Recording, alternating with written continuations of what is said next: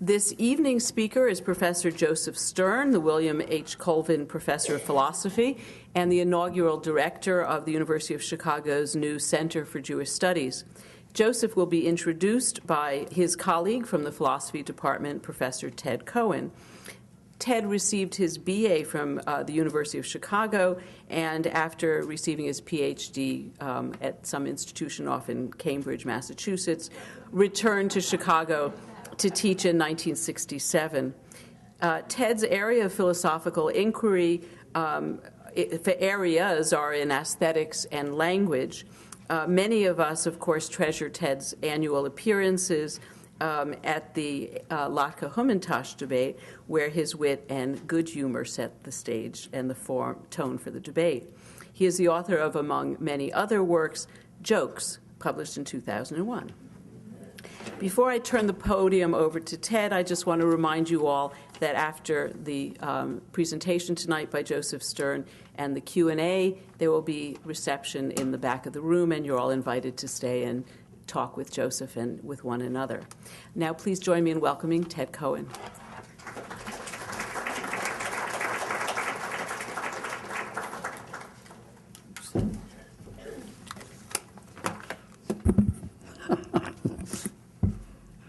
Musical chairs.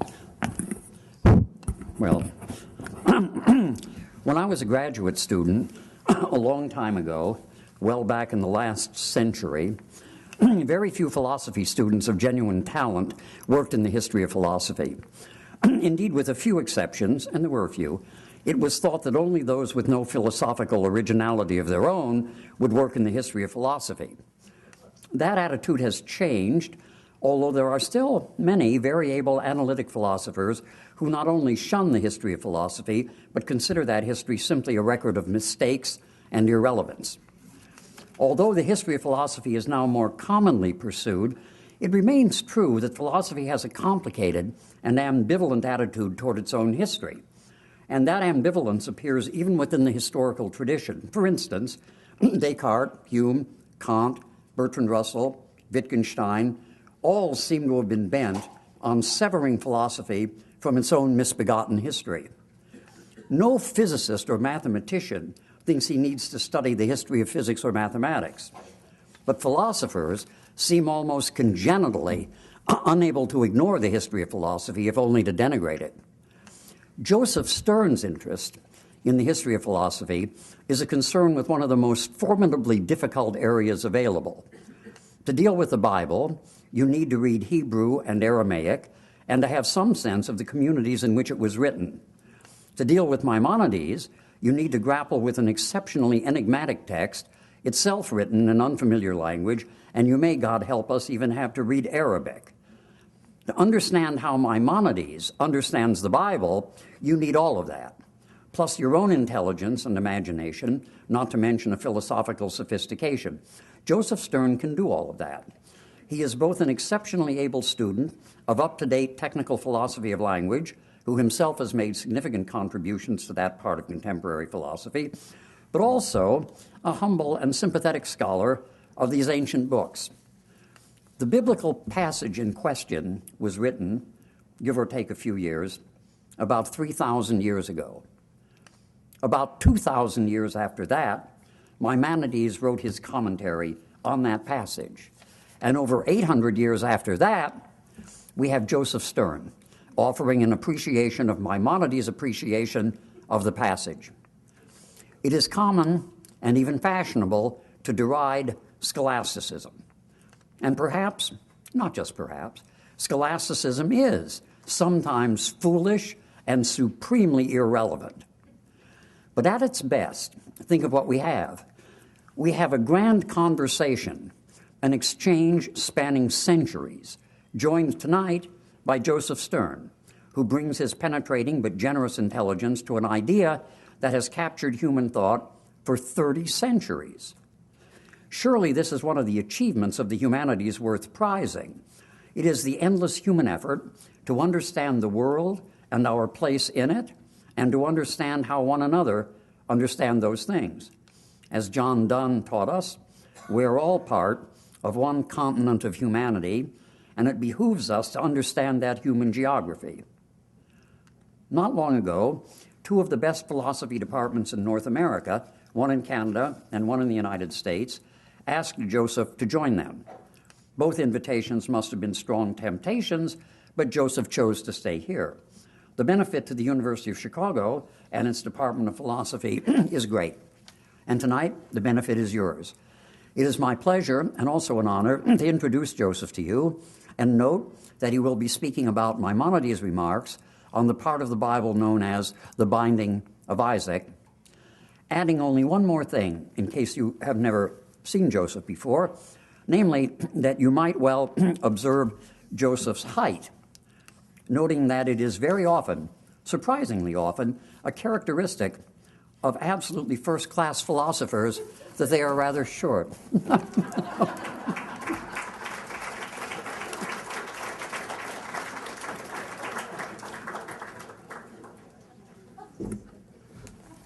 I'm not as old as he made me out to be. Thanks. One of Maimonides' great legacies to Jewish thought was philosophical scriptural exegesis. He wasn't the first to engage with this enterprise, but he inspired and initiated a live tradition of philosophical interpretation of the Torah during the Middle Ages, and we can trace a line of philosophical exegetes from Maimonides on, carrying out a project he envisioned. Maimonides himself did not write a running commentary on the Torah, but in the introduction to the Guide of the Perplexed, he tells us that it has two purposes. One, to explain the multiple meanings of ambiguous terms in Scripture, and two, to identify and interpret very obscure parables in prophetic books. In light of these statements, many Maimonides scholars today approach the Guide as a work of philosophical biblical exegesis rather than as a traditional philosophical treatise or as theological kalam, apology. But different scholars have different understandings of Maimonides' exegetical project. One view, the predominant view, shows how Maimonides decodes or translates scriptural terms and claims into Aristotelian categories, terminology, and doctrines by establishing semantical equivalences between words and concepts. So the Hebrew word isha, woman, is matter, tselem, or image, is Aristotelian form, and so on. On this approach, the aim of the exegesis is to harmonize by equating scripture and philosophy. A second approach, mine, doesn't try to show how the Bible can be harmonized with philosophy by reading it as or translating it into Aristotle. Instead, it aims to work out how Maimonides might have read the Torah as a work with its own distinctive philosophy. The Bible is not Aristotle, but it emerged from a rich philosophical world that Maimonides believed existed in ancient Israel, with competing schools, roughly parallel to all those known in the Arabic philosophical tradition. The philosophical arguments for and against Aristotelian views found in the Guide are not borrowed to philosophically legitimate the law, nor are they a key to decipher Scripture. Rather, they provide a context for original philosophical positions that Maimonides finds expressed, especially in parable form, in the Bible, the text he takes to be the exemplary philosophical work of all time. In this talk, I want to walk you through one example of Maimonidean philosophical biblical exegesis.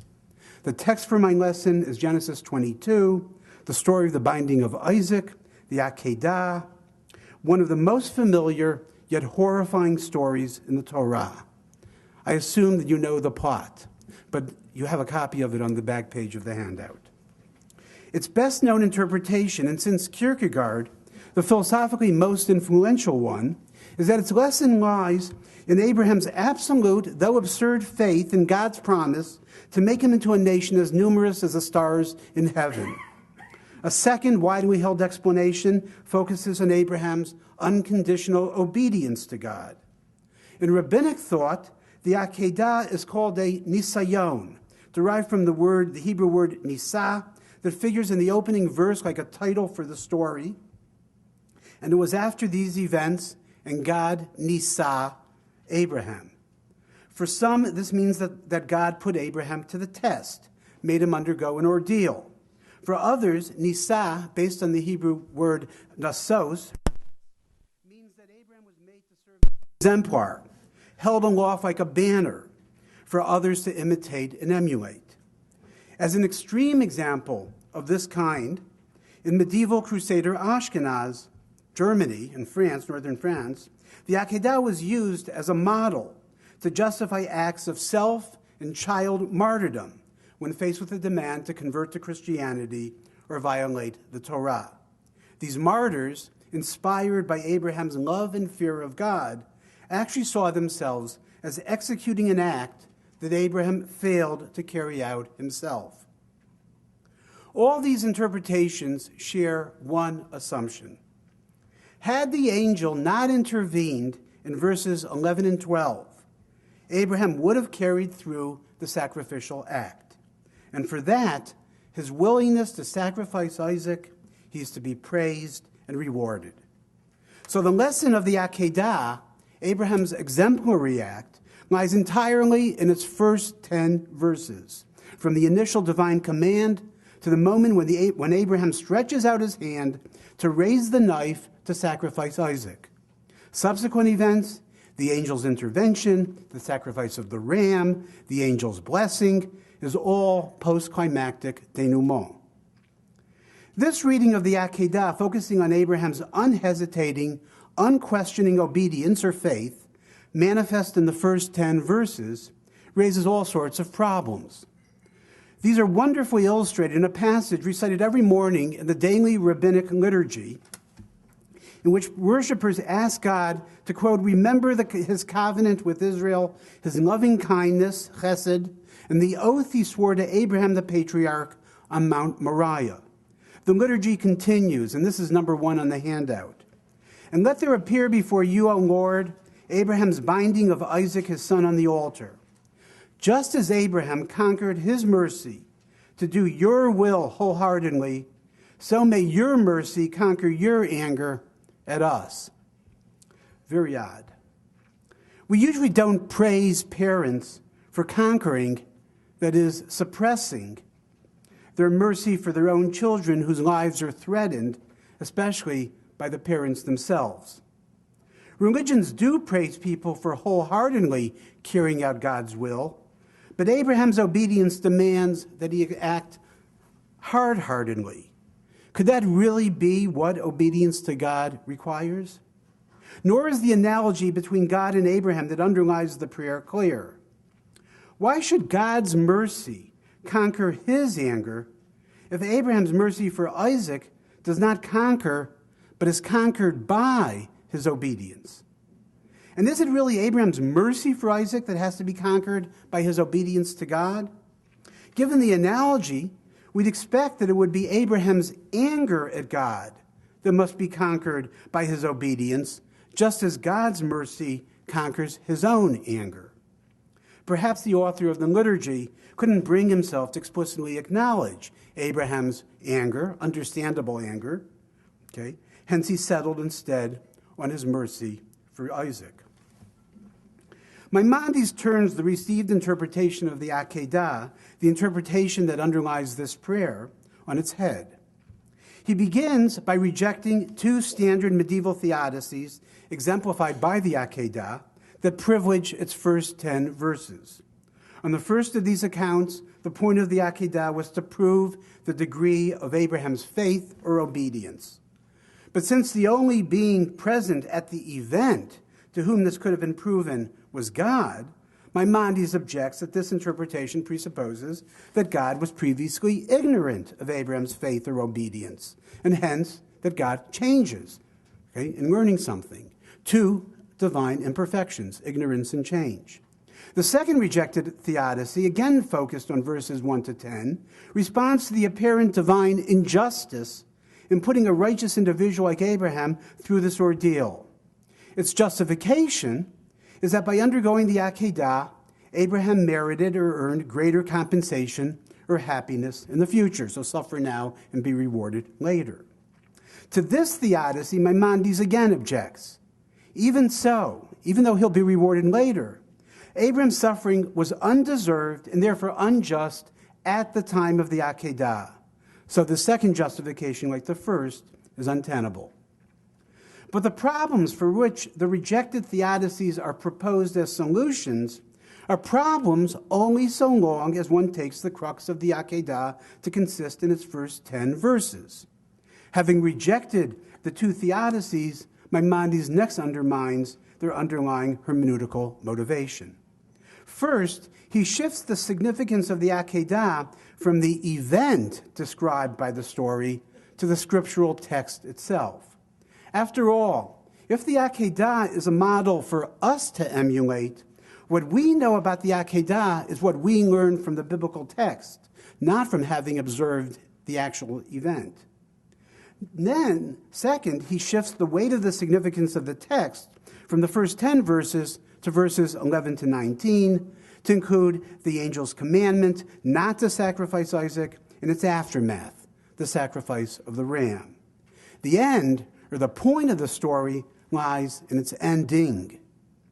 What is that point? Maimonides writes that the Akedah, and this is at the beginning of 2a on your handout. I broke that long passage into these sections. Maimonides writes that the Akedah contains two great notions that are fundamental principles of the law. The first is the limit of love for God and fear of Him. That is, up to what limit they must reach. Almost all of his commentators, medieval and modern, take Maimonides to mean by the limit of the love and fear of God that the Akedah teaches us the limitlessness of the love and fear of God, that there are no limits. One must do everything one possibly can, and then some, to demonstrate one's love and fear of the deity. I propose that what Maimonides means by limit is limit. What the Akedah teaches is that there is a limit to the love and fear of God. And if there's a limit, there can also be excessive love and fear of God. The Akedah teaches that one must respect a limit, even when it comes to God. Abraham initially recognized and respected no such limit. His love and fear of God could bring him even to sacrifice Isaac. But the full Akedah narrative is more than the first 10 verses. The ender point, as well as the ending of the story, is that Abraham does not sacrifice Isaac and instead sacrifices the ram, thereby marking a limit to the love and fear of God. The nisayon, the proof or demonstration to others, lies in the conclusion of the story of the Akedah, not in its aborted beginning. In order to work out Maimonides' conception of the limit on love and fear of God, let me take a minute here to fill in two pieces of background. First, from Maimonides' theory of parables, and second, from the theory of prophecy. And I included summaries of both of these on the handout. Maimonides tells us that one of the two purposes of the guide, as I said earlier, is to explain obscure parables occurring in prophetic books that are not explicitly identified as such. I take him to mean by that not only is there no title parable written above these passages in the text, but also that there are no superficial literary features that mark the prophetic parables, as there are, for example, for rabbinic king parables or for parables nowadays, certain kinds of narratives. Instead, Maimonides goes on to characterize a parable as any text, any discursive text, with three levels of interpretation. And I'll call these, 1, the vulgar external meaning, 2, the parabolic external meaning, and 3, the parabolic internal meaning. Okay, and these are all in the handout. The vulgar external meaning of a parable is the meanings of its words, their lexical or literal meaning, or how the vulgar understand the passage, say a narrative as a story about actual individuals. Maimonides says that this meaning is worth nothing because it contains no philosophical wisdom. At best, it's innocuous, like the meaning of a historical work or a piece of poetry. At worst, it's deeply false, like the corporeal descriptions of God. So in its vulgar external meaning, Genesis 22 would be a historical narrative about a particular man commanded by a fickle God to sacrifice his son, who silently obeys, journeys to a far-off place, and once he gets there, is ordered by the same fickle deity not to carry out his command. According to Maimonides, whether or not any such event occurred, the significance of Genesis 22, the reason why that story is included in the Torah, cannot lie in this vulgar interpretation, either as a chapter in the history of ancient Israel or as ancient mythology. But note, this is not to say, even though the text will then be interpreted instead as a philosophical parable, that the event it describes never occurred.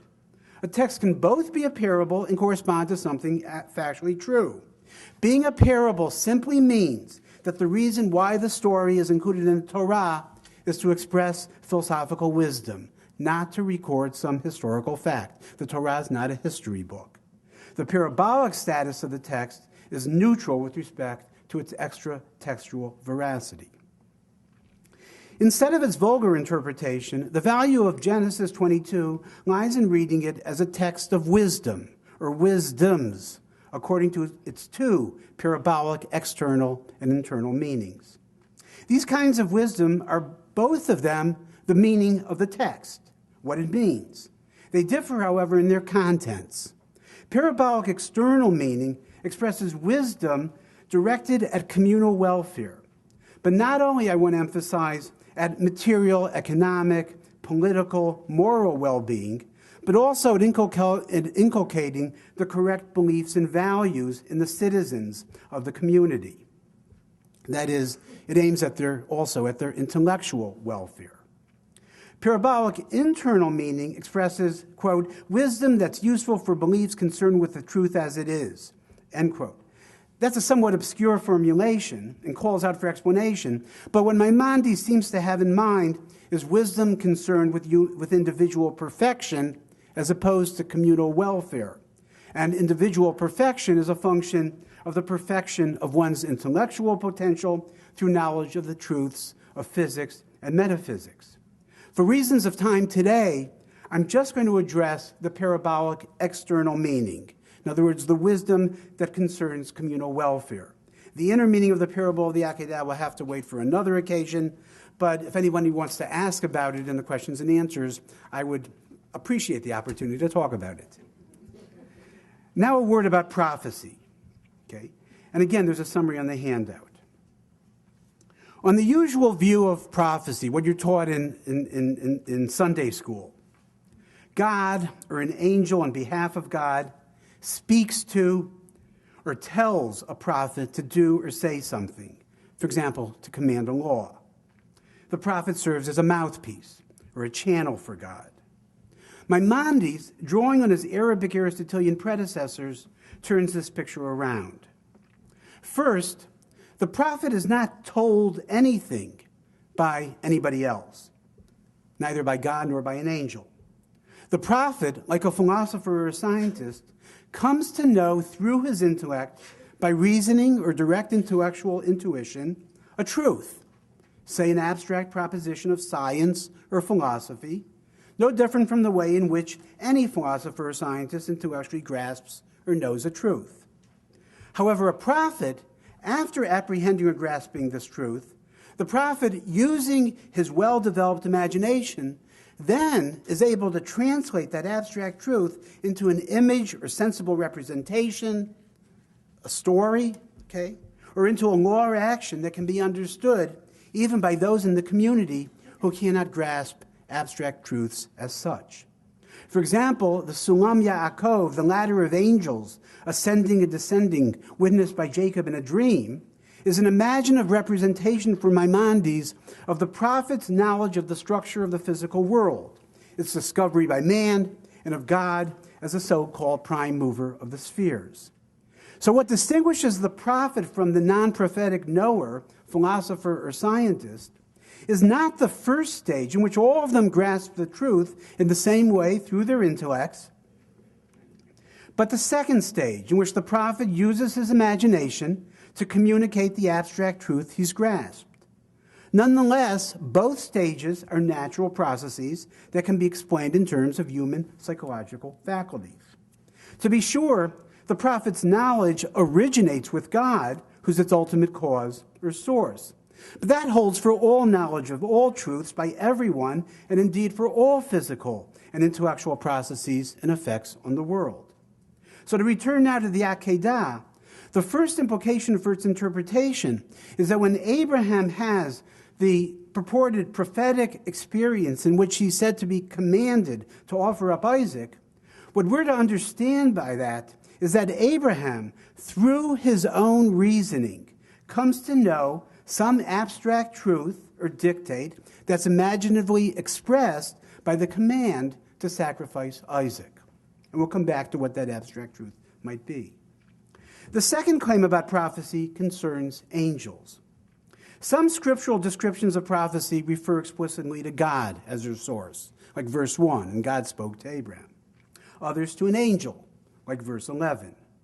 Now, the Hebrew term for angel, malach, which literally means messenger, for Maimonides is nothing but a natural instrument or intermediary through which God causes natural phenomena like human intellectual apprehension. Angels are not sensible corporeal beings, human-like figures with wings and halos. Their powers are faculties, like the intellect or imagination, or physical forces like gravity, or the causes of the motions of the spheres.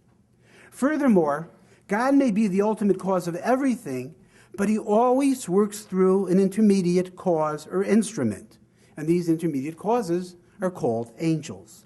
And this holds true for prophetic experiences as well.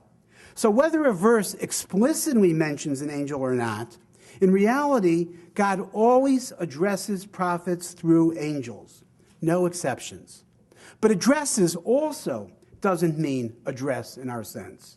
Since angels are not bodily beings, they don't have mouths with which to speak, or for that matter, arms with which to wrestle. So all descriptions in the Torah of angels speaking or wrestling, or of God speaking, which again must be through the intermediation of an angel, could only be imagined, or that is, an image, or have transpired within a vision or dream.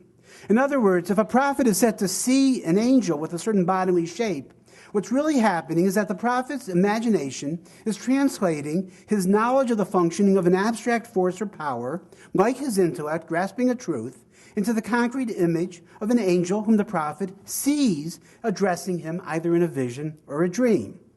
And when the imagination is functioning at its best, it projects its images onto the external world as if the imagined angel was really out there, as we've all experienced in very vivid dreams. Maimonides' moral for the Akedah should now be obvious. When Abraham is said to be commanded by the angel to do such and such, as if the angel were a real being in the external world speaking to him, what's really occurring is that Abraham himself is intellectually apprehending, grasping, knowing some truth or imperative, and imaginatively projecting it into the mouth of a visionary angel, which is an image for a power like the intellect. So don't think then of the prophetic commands in verses 1 and 2 or 15 through 18 as if a real external divine being is telling Abraham what to do. Rather, the verses refer to Abraham's own intellectual judgment based on a conclusion he's arrived at through his own reasoning. A truth he then projects imaginatively onto the vivid image, mental image of an angel commanding him. So the two angelic commands, first to sacrifice Isaac and then not to, are really the contents of Abraham's own intellectual judgments based on his own reasoning. But if that's the case, and they're judgments, what arguments or reasoning could have led Abraham to these two conclusions? And note, these are two opposed conclusions. They contradict one another. According to the external meaning of the parable, that interpretation that communicates communal wisdom concerning communal welfare, Abraham is a prototype for the founder of a divine community. But why should a founder's, you can ask yourself, why should a founder's love and fear of God require the sacrifice of a human being, let alone his own son and heir?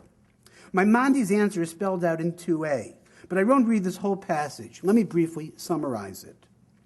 Maimonides emphasizes how unimaginably great was the sacrifice demanded of Abraham. Yet he says he didn't act out of passion, shock, or fear of punishment, but only after exhaustive reflection, thought, correct understanding, consideration of the truth of his command. Proof of this is the 3 days' journey to Mount Moriah that figuratively signifies 3 days of deliberation. But what was Abraham deliberating for those 3, which must have been hopelessly anxious days? And why does Maimonides place so much emphasis on deliberation? Let's begin with the content of his 3 days of deliberation. We're told that Abraham loves Isaac, his son, the seed of his religious community, more than any property, more even than his own life, more than anything else in this world. Abraham could offer or make no greater sacrifice than Isaac. Nonetheless, the sacrifice of Isaac was apparently not as great a sacrifice as it would have been not to obey God's commandment. It may be that the sacrifice of Isaac was, as Maimonides writes in 2a, so extraordinary that one would not imagine that human nature was capable of it, but not fulfilling God's command must have been still more unimaginable than the unimaginable. Abraham then faces 2 mutually exclusive options: either sacrifice the most valuable thing for him in the world or sacrifice a command of God. To choose the latter would be tantamount to loving someone else or something else more than God. So by choosing, after thought and deliberation, to fulfill and not to sacrifice God's command by sacrificing Isaac, Abram demonstrates his ultimate, incomparable, and exclusive love and fear of God. As we mentioned earlier, in medieval Ashkenaz or Germany, this script was played out in frightening reality. The Akedah became a topos for acts of martyrdom, not only of oneself, but also of one's children. Faced with crusader demands to convert, to violate the Torah, and sacrifice God's commandments, rabbis sacrificed not only their own lives, but also those of their children, and with their own hands, invoking the example of Abraham at the Akedah. Acts of this kind were not limited to Ashkenaz. Maimonides also would have known of the forced conversion and mass martyrdom of Jews in the Maghreb, or North Africa, and the tragic story of the martyrdom of the Jews of Sijil Massa under the Almohads. For many, to die for God rather than transgress or sacrifice even the least of his commandments became the highest expression of devotion to God, the truest sanctification of the name of God, Kiddush Hashem, the euphemism for martyrdom, the litmus test for the one who truly fears and loves the deity. Now, that one should die or allow oneself to be killed rather than violate certain or all commandments, yareg v'al ya'avor, be killed rather than transgress, has a long, legitimate history in rabbinic halakha, rabbinic law. But you can still ask, why should love of God's commands and fear of him make one believe that one ought to die for God? Martyr oneself and child. One rabbinic precedent is the figure of Rabbi Akiva, who actively sought out martyrdom by teaching Torah in public in open contempt of a Roman prohibition in order to fulfill the commandment of Deuteronomy 6:5, and you shall love the Lord your God with all your heart and all your soul and all your might, a verse he interpreted and proclaimed on the occasion of the martyrdom he waited his whole life for the opportunity to undergo, even enjoy. And of course, if you love God with all your heart and all your soul and all your might, there's no room to love anyone else.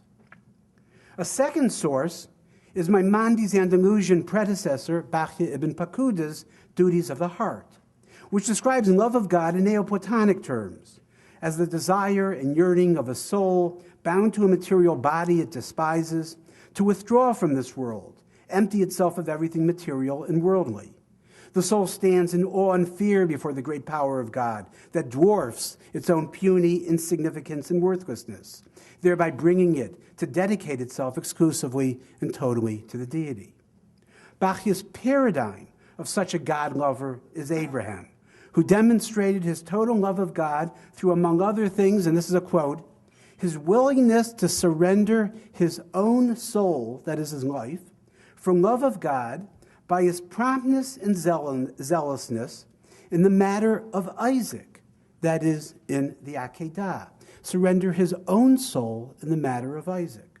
In these words, Bachya remarkably takes Abraham's offering of Isaac to be nothing less than sacrificing his, Abraham's, own life, as if they were identical. Elsewhere, Bachya repeats that the God-fearing individual is the one who, quote, is sincerely willing to give up his soul and body, possessions, and children to do God's will. Again, conceptually linking love, fear, and the death of oneself and one's children for God. So dying, or martyrdom, is the full expression of the ultimate love that involves emptying oneself, all of one's thought, of anything other than the deity. But if this is the argument that might move one to die for God, Maimonides also argues that the full story of the Akedah proves that such love and fear of God is excessive. What he means by excessive emerges in a comment he makes on child sacrifice, pagan or idolatrous child sacrifice, in the course of his explanation of the commandments of the temple in the last part of the Guide of the Perplexed. He explains that the primary intention of the Mosaic Law was to eliminate all idolatry from Israel, and in particular what he calls Sabianism. The Sabians were a star-worshipping, magical, astrological, superstitious culture in which ancient Israel, according to Maimonides, was nurtured. Maimonides repeatedly states that what's wrong with Sabianism is the burden and excess it imposed on its followers, by which he means that the Sabian practices were not only unnecessarily demanding, but also that they expressed untrue opinions and required useless practices which brought about a waste of lives in vain and futile things. In contrast, he says, the Mosaic commandments are equibalanced. You would never know this. Okay. Manners of worship in which there's no burden and excess. As an example, Maimonides tells his reader, and this is in number 3, he tells his reader to compare a rite in which, for reasons of divine worship, a man burns his child with one in which he burns a young pigeon. This was the worship they rendered to their gods. What corresponds to this in our worship is the burning of a young pigeon or even a handful of flour. What's wrong, what's excessive about child sacrifice is also that it's useless, vain, and false. Maimonides points to 3 deeply mistaken motivations for martyrdom, either of oneself or of one's child. Some think that they demonstrate their love and fear of God by blind obedience to his commands, especially when that involves dying, when they let themselves be killed simply out of the belief that it's God's will for no other reason, that that's the highest kind of worship. This is mistaken because it assumes that God issues his commandments for no reason, when in fact all of his commandments have reasons, in fact reasons that aim at a human good, which is never a privation like death. Others think that dying or sacrificing their young out of love for God is in turn reciprocal, loved by God. But in fact, all such cultic actions are, quote, hateful and odious to God. Finally, some believe that dying itself is the body dying is the purest, highest worship of the one God. This, for Maimonides, is a false, indeed idolatrous belief. Idolatry being, first and foremost for him, the deeply erroneous belief that God is corporeal or a divisible body, hence not absolutely one, simple. To believe that bodily death should constitute worship of God is to worship God through a corporeal bodily medium. Such a bodily mode of worship, even of the one God, is idolatry. With this background, we can now say how Maimonides read the Akedah as a parable expressing wisdom concerning communal welfare. Abraham's initial decision to sacrifice Isaac out of love and fear of God, however noble his motives, was nonetheless cut in the same mold as a Sabian rite in which a man burns his child for God. For all his opposition to the content of Sabian idolatry, Abraham was in the grip of the Sabian picture or psychology, that one expresses one's ultimate love by dying for God. that the test of one's love is one's willingness to die for something. Therefore, like the Sabian practice, Abraham's attempted sacrifice of Isaac was an expression of excessive, false, vain, and useless, in a word, idolatrous love and fear of the one God. Worship that's not excessive, fear of God within the proper limits, is exemplified by Abraham's sacrifice of the ram. When the angel tells Abraham, this is in 2b, "For now I know that thou fearest God," meaning that through the act because of which the term fearing God is applied to you, all the Adamites will know what the limits of the fear of the Lord are. The act to which the angel is referring is not Abraham's attempted sacrifice of Isaac, but rather his judgment to abstain from that act, his decision not to sacrifice his son, and in its place, the sacrifice of the ram, which exemplifies not only the sacrificial cult, but the performance of all commandments. As Maimonides goes on to say in his explication, or I think it's actually a definition of the phrase fearing God in number 4, know that this notion is corroborated and explained in the Torah, in which it's mentioned that the final end of the whole of the Torah, including its commandments, prohibitions, promises, and narratives, is one thing only, namely fear of him. Here I take Maimonides to be defining fear of God as the aim of the Mosaic law as a whole. To achieve that state, true fear of God, what's called for is simply living the life of the commandments. Living the life of the commandments. The angel expresses Abraham's recognition that proper fear of God that respects limits, is manifest not by dying for God, but by living the life of the Mosaic law. The Mosaic commandments demarcate the limits of the fear of God because they're equibalanced and not excessive. That doesn't mean that they're absolutely ideal, but that they're the best possible accommodation of some ideal to the necessities of human nature. Recall Maimonides' statement that God's command to Abraham to sacrifice his sole child and heir was something unimaginable given human nature. That's not to say that there can't be intellectually justified sound arguments for such a course of action, martyrdom, for certain individuals in exceptional or special circumstances. There are times when distinctive individuals ought to be willing to die for their beliefs and even sacrifice their family and children.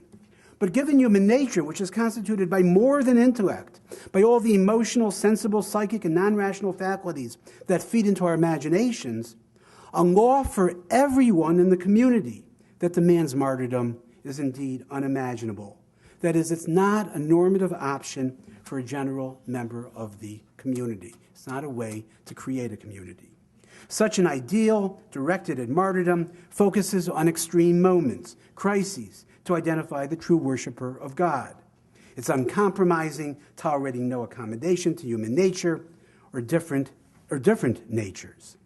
A law, however, precisely because it is directed to the good of the community at large, must delimit its ideals to the contours of human nature, adapt them to human nature. This Maimonidean fear of God achieved through the commandments is not Bacchia's, rather it's reverence of the kind that Maimonides describes as a state intended to be inspired in those who enter the temple precinct, a part of the law again prefigured by Abraham's sacrifice of the ram. For reasons of time, I won't read out the laws I've included on the handout under number 5 from Maimonides' great legal code, the Mishnah Torah. But the fear of God that those laws describe is a matter of respect for boundaries and limits, restraint and control, restraint and self-control, self-discipline, attending to and not forgetting where and when one is, knowing one's place, not only in the temple, but in the cosmos. This is not fear that moves one to die for God. It demarcates the God-fearing life, a sensibility inculcated by the commandments that serve now, in Pierre Hadot's words, as spiritual exercises or training. I want to conclude with one textual reason why, despite my argument, one might give priority to verses 1 through 10 and take the lesson of the Akedah to be Abraham's initial judgment to sacrifice Isaac. In verses 12 and 16, after commanding Abraham not to sacrifice Isaac, the angel nonetheless commends him, praises him for not having withheld Isaac, for having been willing to sacrifice him. These angelic pronouncements apparently locate the focus of the story in the first 10 verses. Maimonides himself nowhere explicitly mentions these 2 verses. But they introduce an odd ambiguity or ambivalence into the story. That at the very moment when the angel commands Abraham not to sacrifice Isaac, he also praises him for having been willing to do so, implying that he had good reason to do so. I want to propose that Maimonides addresses this ambiguity by incorporating it into his own account in the Mishneh Torah, albeit obliquely. Despite his critique in the guide of the religious psychology of dying for God, the psychology that underlies martyrdom, the Maimonides of the Mishneh Torah rules that it's halachically or legally obligatory to martyr oneself in certain circumstances. He spells out all the Talmudic rules that govern martyrdom, drawing all the relevant distinctions concerning the coercer's motives, the character of the transgression, whether the transgression is public or private, at a time of persecution or peace. There are certain times when it is obligatory to martyr oneself. The entire legal apparatus remains in place. But unlike the ambiguous biblical text of the Akedah, Maimonides' presentation acknowledges both sides of the story. On the one hand, he commends and praises the martyrdom of exceptional individuals, Daniel, Rabbi Akiva, and their peers. On the other hand, he depicts an alternative, non-martyrological martyrdom of the one, using the same term, who sanctifies the name of God, the traditional euphemism for martyrdom, for the martyr. The sage who, quote, is extremely exacting of his own behavior and who acts within the limits of the law, whose interpersonal relations are always good-natured and friend-like, who respects even those who don't respect him, who's honest in business, pious and learned, loved, praised, and imitated by all. The one who lives this kind of life, even if not always perfectly, not the one who dies rather than compromise it, is Maimonides' preferred model of the one who reenacts the Akedah. Maimonides' most telling acknowledgement of his preference for living over dying for God emerges at the very beginning of his codification of the laws of martyrdom. Let me read with you number 6 on the handout. And this is from the Mishneh Torah, the beginning of his laws of martyrdom. He says, all members of the house of Israel are commanded to sanctify the great name of God. That's Al Kiddush Hashem Agadol Hazeh, the same phrase, euphemism for martyrdom. As it said, and I shall be sanctified among the children of Israel. And they're warned not to profane it, as it said, and you shall not profane my holy name. As I said, the phrase that's used here, Kiddush Hashem, sanctification of the name of God, is the classic rabbinic euphemism for martyrdom. Maimonides continues, how do we fulfill these commandments to sanctify the name of God? Now, given the traditional meaning of the phrase, Kiddush Hashem, what we would expect to find is an answer that sounds like this. When an idolater arises and violently coerces an Israelite to transgress any one of the commandments mentioned in the Torah under the threat of death, he should allow himself to be killed rather than transgress the commandment. But instead, Maimonides writes just the opposite. He should transgress the commandment and not allow himself to be killed. For it said concerning the commandments, which if a man do them, he shall live by them. This implies he shall live by them and not die by them. And if he suffers death and does not commit the transgression, he's to blame for his own death. It's nothing but remarkable that Maimonides opens these laws of the sanctification of the name of God, Kiddush Hashem, with a case that requires one not to martyr oneself, but instead to commit a transgression rather than be killed. His proof text, Leviticus 18:5, tells it all. The primary way to sanctify the name of God is by living according to the commandments, not by dying in order not to sacrifice the performance of a law. Indeed, the self-righteous individual who would have himself be killed when the strict law enjoins that he transgress a commandment, bears guilt for his own death, a charge Maimonides repeats 3 times in that chapter.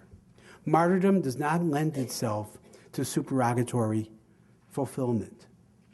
Maimonides' aim in the Mishneh Torah, his code, is not narrowly halachic or legalistic.